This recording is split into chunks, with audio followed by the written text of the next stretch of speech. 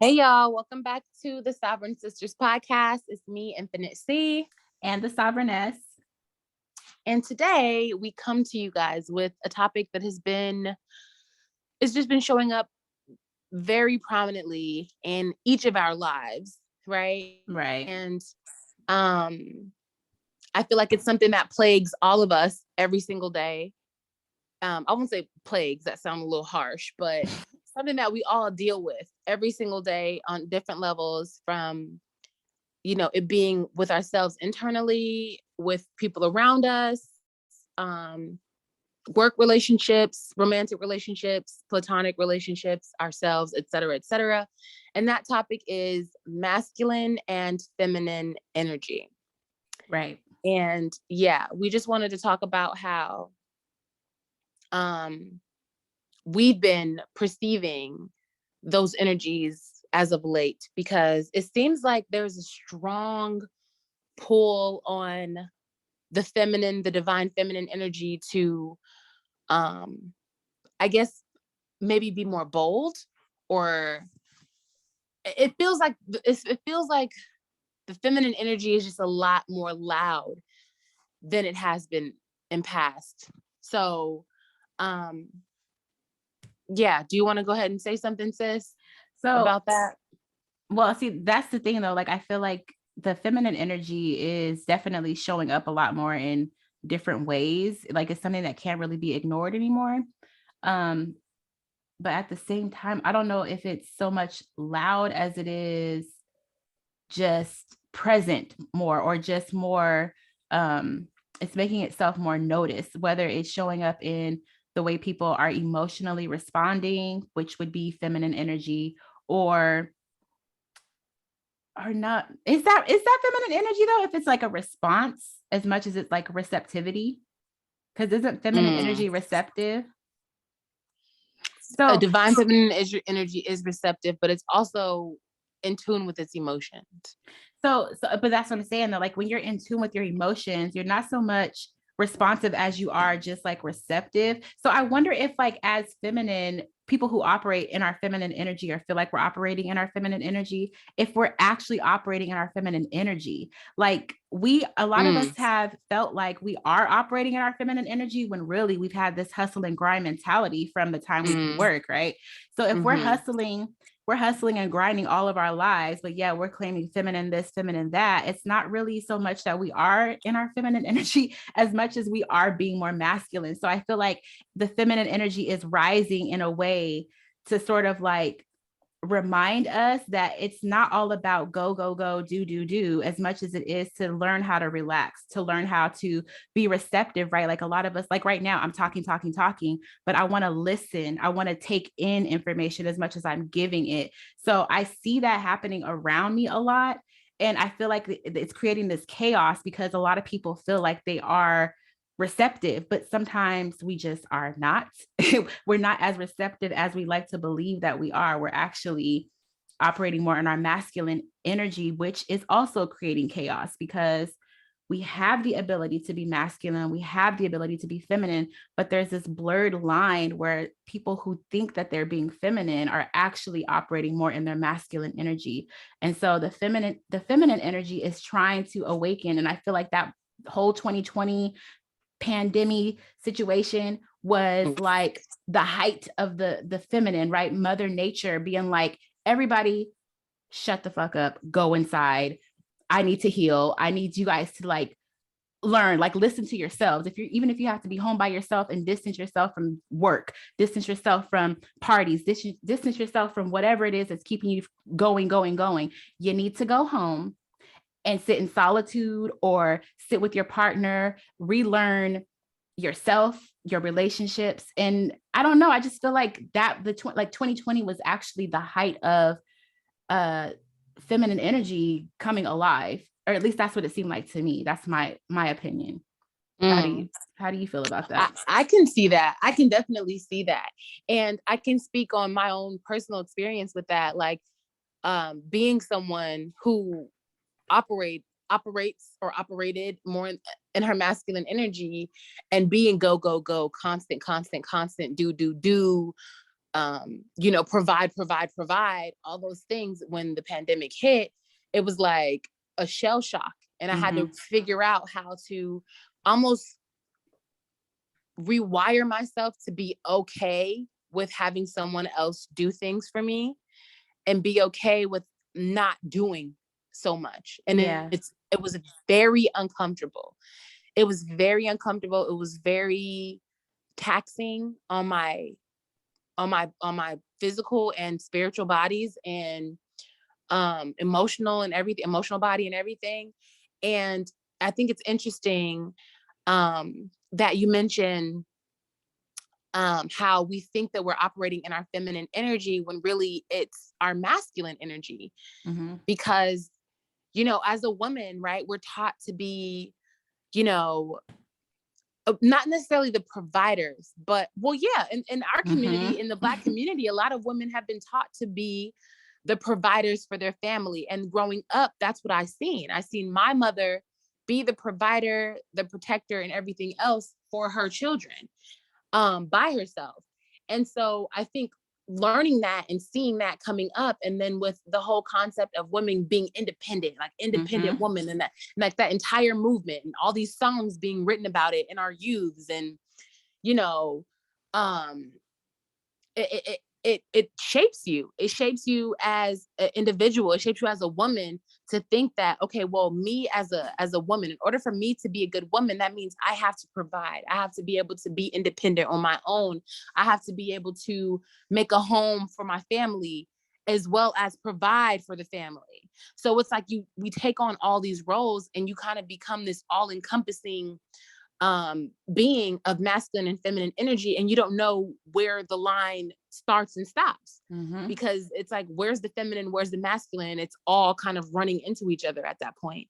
And I think it's been difficult to, I don't want to say separate, but I think it's important to recognize each of them individually for what they are, so that we have the power to access them as we choose, as we need, as we feel, as opposed to not having any understanding of which is which. And then they run into each other. And then, like you said, that chaos arises because there's no clarity. There's no understanding of them as individuals. There's no understanding of those energies as of them in their, in their power and in their lowest. Because it is what it is. It's just like a bunch of shit happening, know? And so I think like you said, with the pandemic happening and having to just sit with self. And it's interesting because, as someone who is a not avid meditator anymore, but who once was, when that happened, I was. And so it was like, I can sit with myself, I can be with myself. But that was next level, because there's nowhere to run to now. There's nowhere to go to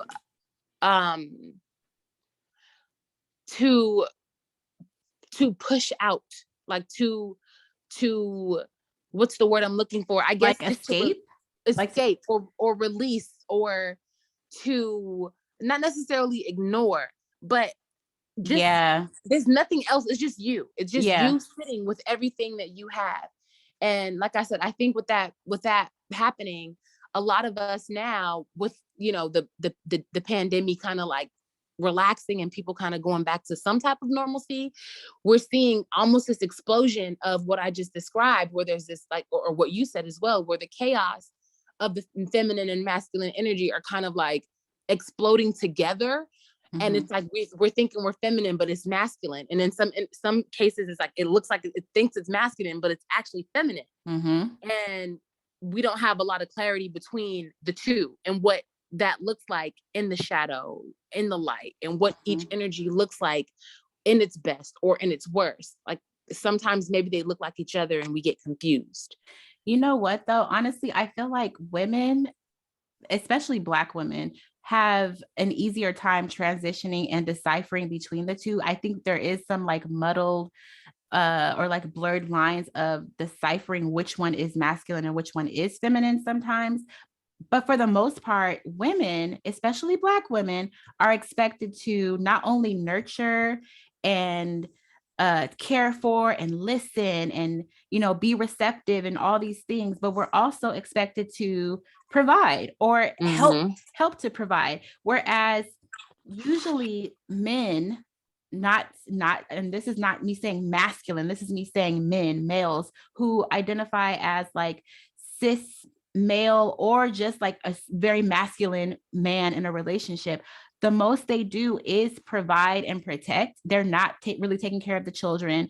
They don't really have the quote unquote nurturing energy that most cis females or people who identify as feminine or female possess. And I think that has to do a lot with traditional roles too.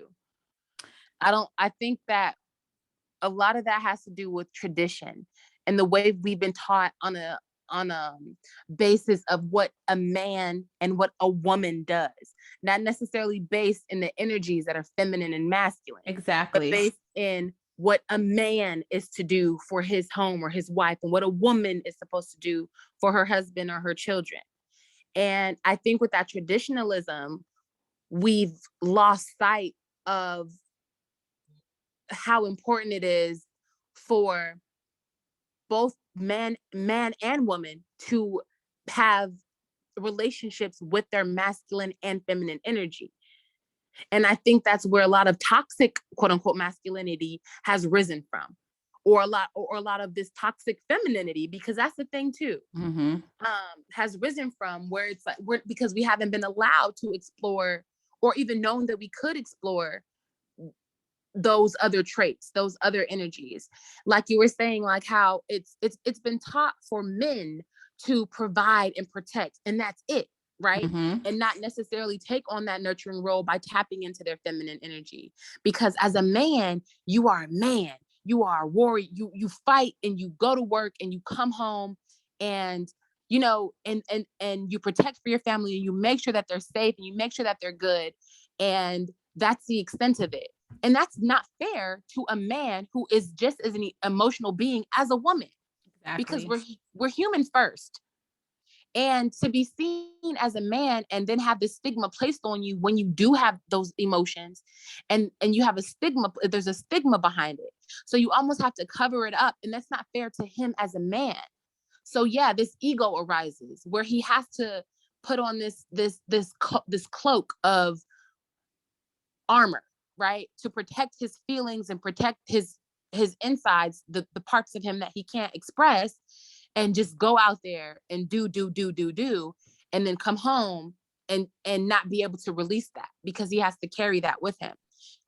So I get how that toxic masculinity can come up when emotions are suppressed and it turns into this anger or this feeling of aggression towards not just society, but the people closest to you as well, like your women. Right. So it's more like toxic gender roles than than anything else, in my opinion anyways. Like I wouldn't say it's toxic masculinity or femininity as much as it is like roles that are just outdated and out of place. Like I feel like everybody has the ability to do both. It's just that there's this what is the word I'm looking for? Expectation for one to do one thing and the other to do another. Whereas like we're not in that space now where somebody can carry the weight of doing all of this versus all of that, especially if you're somebody who identifies as feminine and you're supposed to be in this role of the feminine, but you need an outlet. Like you want to do stuff, you want to be able to express yourself. And not just be the person that is like always taking in information or always being the ear to listen. You want to be able to also get, reciprocity. That's the main thing. That's all yin and yang, masculine and feminine is. It's infinite life force, right? It's the beginning and the end. You can't have one without the other. So it's kind of just like, if I'm expected to be in my feminine role, I'm going to need that time to also do and be in my masculine energy. And I should be able to do that, because what happens if you are the person that's expected to be the provider and the protector, but something happens to you where you are no longer able to provide or protect? And then who steps up? If I've only been able to operate in my feminine energy, I have no idea how to operate in the masculine, and vice versa. Absolutely. So absolutely.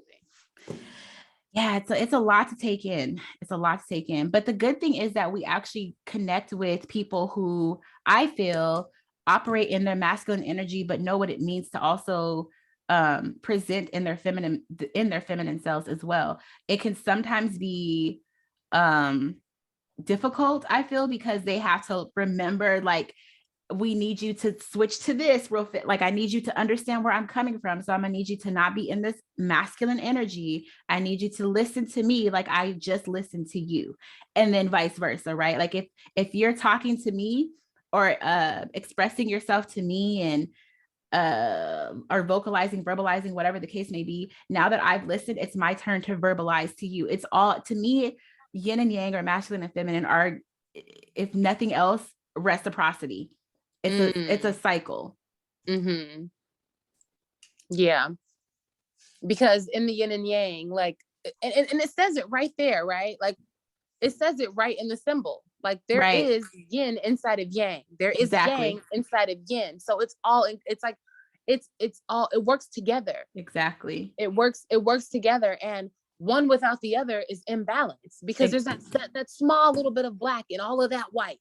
Exactly. Or there's that small little bit of white and all of that black, and then together you have, it just gives you the fuller focus and the fuller understanding of each other. I feel like it helps us understand each other more too. Like, instead of this battle, which I feel like it is a battle of man versus woman, and it has been that way. And it's like, if we were able to look at each other as human first, and be able to just understand each other from a perspective of, we all have feelings, we all want to do, we all want to provide, we all want to be nurtured, we all want and cared for, and like, we all want these things, right?